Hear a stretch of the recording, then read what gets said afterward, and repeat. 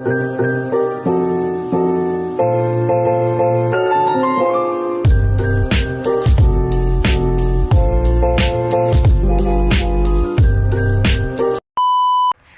perkenalkan nama saya Winda Sari Putri dengan NIM 2103060019 dari Prodi Peternakan A, Fakultas Pertanian Universitas Sumatera Utara. Dengan dosen pengampu Ibu Tati Fidiana Sari, SPT MP. Di kali ini saya akan menjelaskan enzim dari mata kuliah biokimia. Yang pertama yaitu jelaskan struktur molekul dari enzim serta contohnya. Di sini terdapat gambar struktur enzim. Enzim yang strukturnya sempurna dan aktif mengkatalisis bersama dengan koenzim atau gugus logamnya disebut dengan holoenzim. Secara ringkas, struktur sebuah enzim yang aktif dapat dilihat pada bagian kertas ini. Enzim terdiri atas dua, yaitu apoenzim dan holoenzim. Haloenzim terdiri atas dua bagian, yaitu protein dan non-protein, sedangkan apoenzim tersusun atas protein. Pada holoenzim yang kedua atau non-protein atau disebut dengan kofaktor pada beberapa enzim dapat terikat secara lemah atau terikat secara kuat atau disebut dengan permanen. Non-protein atau kofaktor terdiri atas dua bagian, yaitu yang pertama ada prostetik. Jika kofaktor terkait kuat dengan protein enzim dinamakan dengan protestik. Sedangkan tidak terikat begitu erat pada protein disebut dengan koenzim. Tidak semua enzim memiliki struktur lengkap terdiri dari apoenzim dan kofaktor.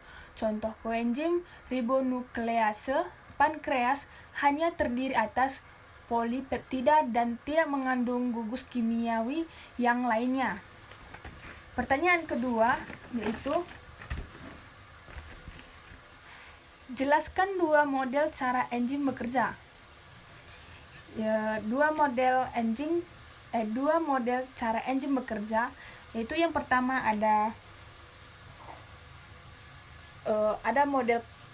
yang pertama itu model kunci dan anak kunci yang disusun oleh Emil Fischer pada tahun 1894,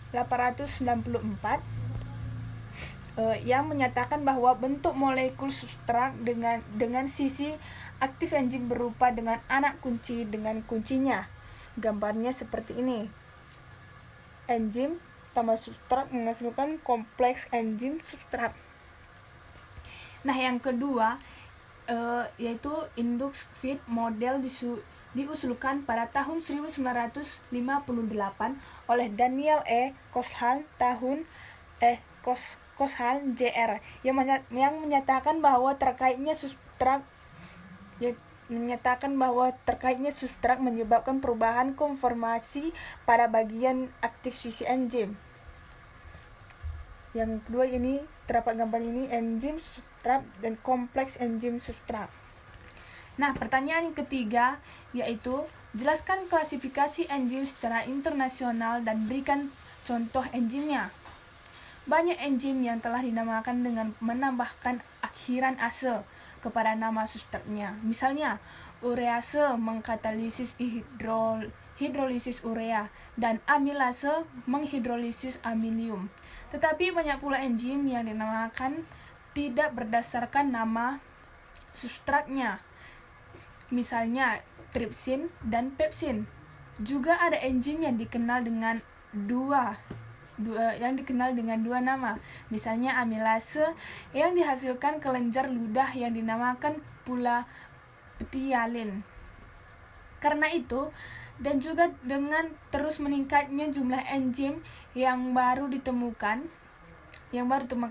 suatu dasar penggolong enzim secara sistematis telah ditemukan oleh persetujuan internasional. Sistem ini menempatkan semua enzim ke dalam 6 kelas utama, masing-masing dengan subkelas berdasarkan atas jenis reaksi yang dikatalisisnya.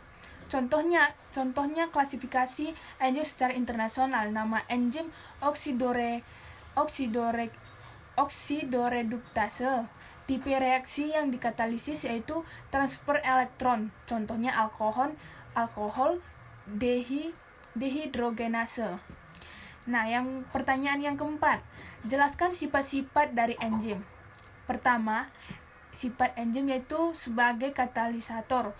Enzim merupakan katalis yang dapat mengubah laju reaksi tanpa ikut bereaksi. Enzim bersifat khas dan aktivitasnya dapat diatur. Tanpa kehadiran enzim, suatu reaksi itu sangat sukar terjadi.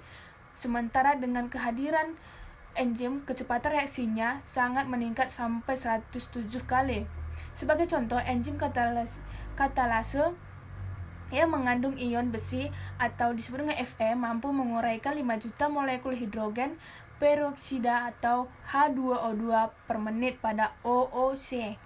H2O2 hanya dapat diuraikan oleh atom besi, tetapi satu atom besi akan memerlukan waktu 300 tahun untuk menguraikan sejumlah molekul H2O2 yang oleh satu molekul katalase yang mengandung satu atom besi diuraikan dalam 1 detik. Jadi, bagaimanakah katalisator termasuk enzim meningkatkan reaksi kimia?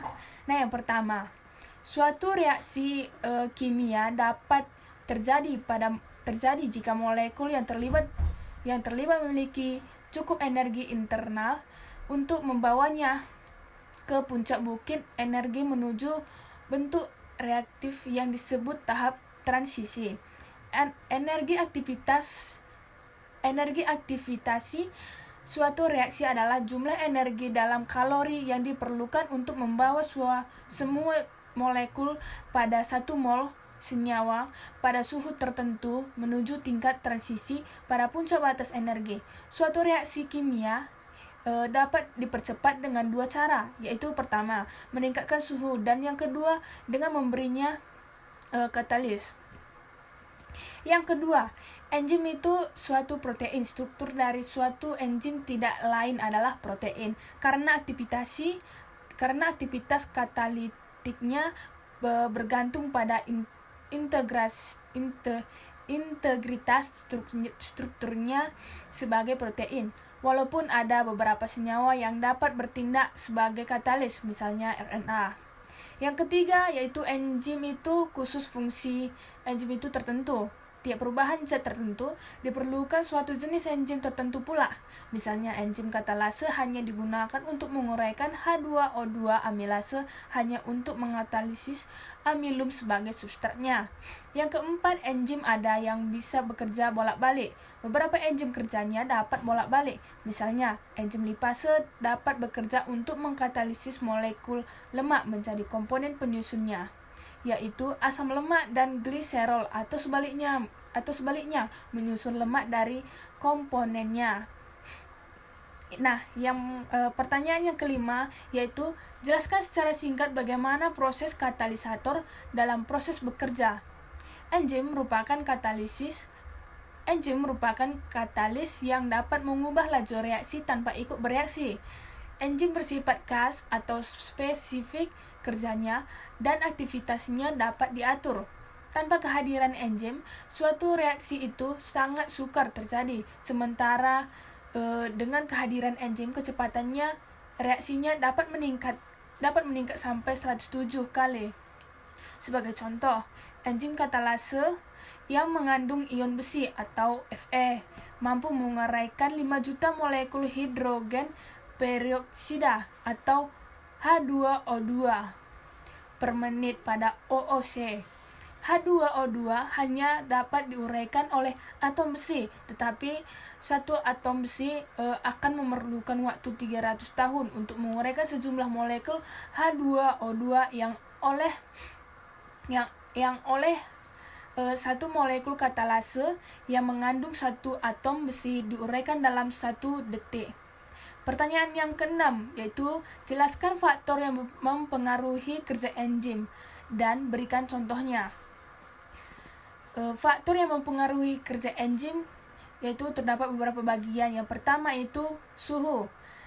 Kerja suatu enzim sangat dipengaruhi suhu lingkungannya. Setiap kenaikan suhu 100 C kecepatan 10 C, kecepatan enzim akan menjadi 2 kali lipat sampai ke batas suhu tertentu. Enzim dan protein pada umumnya dinonaktifkan oleh suhu tinggi. Enzim berdarah panas dan manusia bekerja paling efisiensi pada suhu 37 oC. Sedangkan enzim hewan berdarah dingin pada suhu 25 oC. Yang kedua, pH. Semua enzim peka terhadap perubahan pH dan non-aktif pada lingkungan pH sangat rendah, asam kuat, dan pH tinggi atau basa kuat.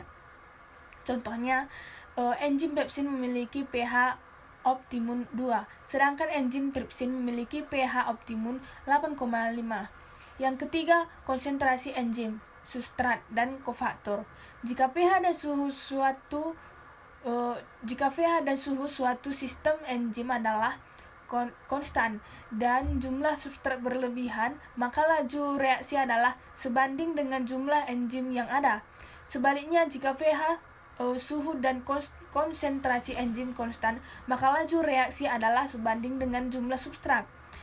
Inhibitor. Yang keempat ada inhibitor. Aktivitas suatu enzim dapat dihambat oleh suatu senyawa yang dikenal sebagai inhibitor. Inhibitor digolongkan menjadi 2 jenis, yaitu yang pertama yang bekerja secara tidak dapat balik atau disebut dengan irreversible. Yang kedua itu yang bekerja secara dapat balik atau disebut dengan reversible.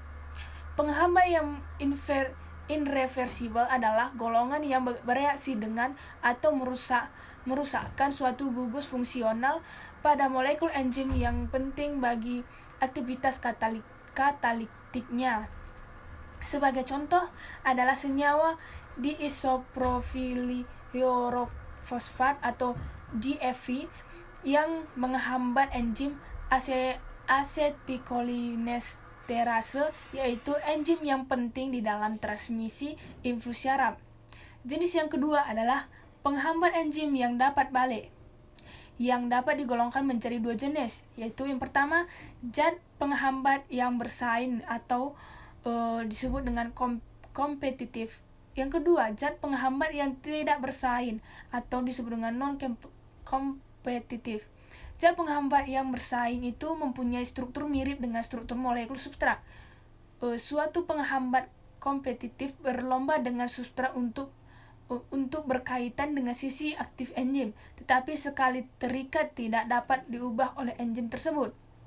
Ciri penghambat kompetitif adalah penghambatan ini dapat dihilangkan dengan menghilangkan konsentrasi substrat. Contoh jenis penghambat kompetitif adalah penghambatan kompetitif dehidrogenase suksinase oleh anion malonan dan oksaloasetat. Nah, pertanyaan yang ketujuh yaitu jelaskan bagaimana mekanisme feedback inhibition dapat terjadi pada enzim. Nah, saya akan menjelaskan pada gambar ini. Pengontrolan model feedback inhibition di mana enzim yang bekerja pada tahap awal S1 dihambat kerjanya oleh produk akhir sampai Z, memberi keuntungan pada sel yang yaitu organisme tersebut dapat mengatur suplai energi dan mencegah menumpukan senyawa intermediate B, C, D sampai Z selama proses metabolisme terjadi. Gambarnya terlihat seperti ini. Nah, demikianlah video penjelasan tentang enzim dari saya. Sekian dan terima kasih.